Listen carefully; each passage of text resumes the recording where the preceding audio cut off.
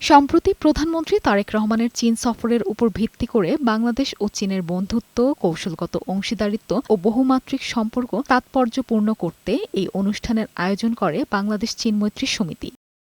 অনুষ্ঠানে চীনের সাথে বাংলাদেশের যে মর্যাদাপূর্ণ সম্পর্ক রয়েছে তা তুলে ধরেন ঢাকায় নিযুক্ত চীনের রাষ্ট্রদূত ইয়াও ওয়েন।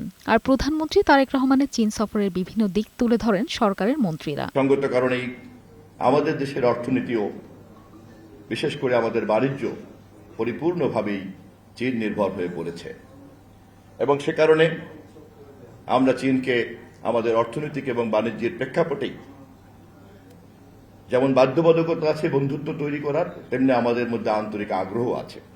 প্রধান অতিথির বক্তব্যে স্থানীয় সরকার মন্ত্রী মির্জা ফখরুল ইসলাম আলমগীর বলেন, চীন বাংলাদেশের সম্পর্ক বর্তমানে সর্বোচ্চ পর্যায়ে রয়েছে। ভূ রাজনীতির পাশাপাশি অর্থনীতিসহ সব বিষয়ে চীনের সাথে সম্পর্ক আরও শক্ত করতে চায় বর্তমান সরকার। আমরা সবসময় চেয়েছি চীনের সঙ্গে আমাদের সম্পর্ক আরো দৃঢ় করার জন্য, আমাদের স্বার্থে।